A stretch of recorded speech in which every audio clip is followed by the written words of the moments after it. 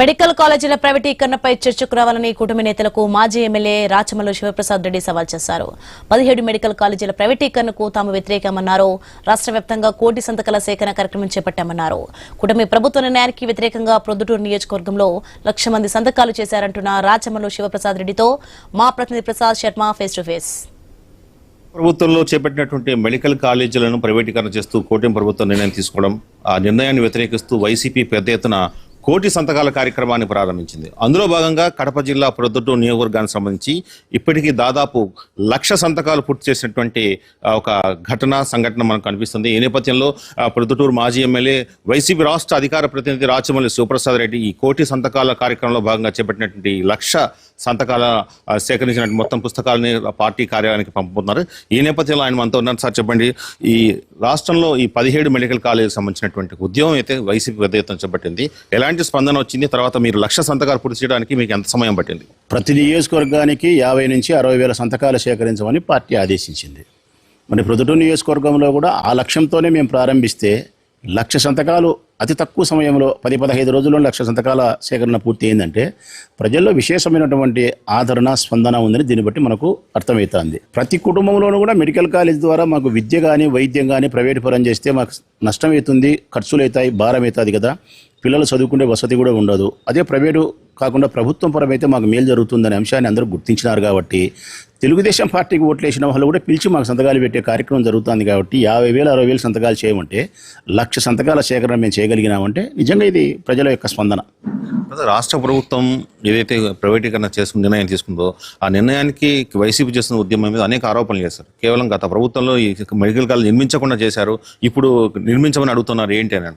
చంద్రబాబు నాయుడు జీవితం అంతా 75 సంవత్సరాల జీవితంలో ఎప్పుడే కానీ ఒక్క మెడికల్ కాలేజీ ఈ ప్రభుత్వం ద్వారా ఈ రాష్ట్ర ప్రభుత్వానికి తీసుకురాకుండా ఉండే పెద్ద మనిషికి సంబంధించిన పార్టీ వాళ్ళు మాట్లాడడం అంటే పూర్తి హాస్యాస్పదం.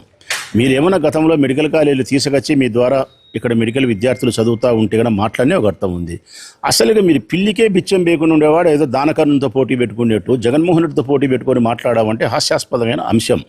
17 మెడికల్ కాలేజీలు రాష్ట్ర ప్రభుత్వానికి అనుమతి తీసుకొచ్చింది ఆయన, భూములను కేటాయించినది ఆయన, నిర్మాణాలు చేపట్టినది ఆయన, 5 కాలేజీలు పూర్తి చేసినది ఆయన, అందులోకి అడ్మిషన్స్ కూడా అనుమతులు ఇచ్చి ఇన్ని సీట్లు అని చెప్పి ఇచ్చినది తీసుకొచ్చింది కూడా ఆయన, పిల్లలు చదువుకుంటూ ఉండేది కూడా ఆయన హయాంలో ఆయన కాలేజీల్లోనే. ఇక తక్కిన 10-12 కాలేజీలకు స్వల్పమైనటువంటి 4,000 కోట్లు పూర్తి చేస్తే 4,000 కోట్లు నిర్మాణాలు పూర్తి పిల్లలు చదువుకుంటారంటే 4,000 కోట్ల రూపాయలకు సంబంధించి చేసిన పనినంతా మీరు గాలికి వదిలేసి ఆయన చేయలేదని మాట్లాడుతున్నామంటే మీకు సిగ్గుండాలి కదా రోంతన్న. అమరావతి రాజధానికి 1,00,000 కోట్లు పెడతామని చెప్పి మీరు 4,000 కోట్లు కాలేజీలకు పెట్టలేరా? ప్రతి మంగళవారం అప్పు తీసుకొచ్చనారే, ఒక్క మంగళవారం అప్పు తీసుకొచ్చి పెడితే ఈ 4,000 కోట్ల రూపాయలతో పూర్తి అవుతుంది. ఆ మాత్రం జ్ఞానం కూడా లేదా? మీరు ఏం మాట్లాడుకుంటున్నారో పక్కన పెట్టండి, ప్రజలు ఏమనుకుంటారనే జ్ఞానం అన్న మీరు ఆలోచన చేయండి. రాజకీయ కోణం నడుస్తుంది వైసీపీ చేసేటువంటి ఒక ఆరోపణ, దీనికి ఏమంటారు? ఈ ఉద్యమం అంతా పూర్తిగా రాష్ట్ర ప్రజల యొక్క శ్రేయస్సు కోసం జ్ఞానం కలిగిన ప్రతి మనిషి ఆలోచిస్తున్నాడు. నేను ఒక మాట చెప్పిన, తెలుగుదేశం పార్టీకి ఓట్లేసిన వాళ్ళు కూడా 1,00,000 సంతకాల్లో భాగస్తున్నారా అంటే అర్థం ఏమని? మా పార్టీకి వాళ్ళు ఏం అనుకూలం కాదు, కానీ ఈ అంశానికి వాళ్ళు అనుకూలం. సిద్ధాంతపరంగా వాళ్ళు న్యాయం వైపు నిలబడినారు. ఏమని? విద్యను, వైద్యాన్ని పేద ప్రజలకు దూరం చేస్తూ ఉంది ప్రైవేటీకరణ ద్వారా. ఇది ప్రభుత్వమే నడపగలిగినప్పుడు మన పెద్దలకు ఎవరికైనా అనారోగ్యం చేసినప్పుడు డబ్బు లేకుండా మనం రక్షించుకుంటాము.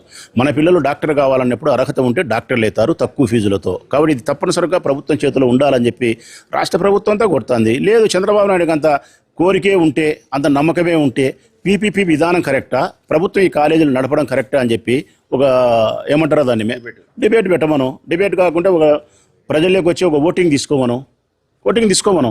నిజంగా ఈ 17 మెడికల్ కాలేజీలను ప్రైవేట్ పరం చేయకుండా పీపీ విధానం మంచిది అనుకుంటే రేపు 29 ఎలక్షన్లో వైఎస్ఆర్ కాంగ్రెస్ పార్టీ పోటీ చేయదు.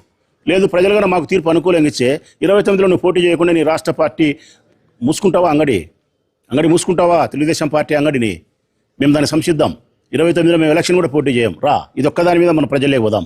కోటి సంతకాల కార్యక్రమం రాజకీయ అంశం కాదని, ఇది రాష్ట్ర ప్రజల విద్యార్థులకు సంబంధించినటువంటి ప్రయోజనాలకు సంబంధించిన అంశమని, దీంతో బహిరంగ చర్చకు రావాలని సవాల్ చేశారు. Camera person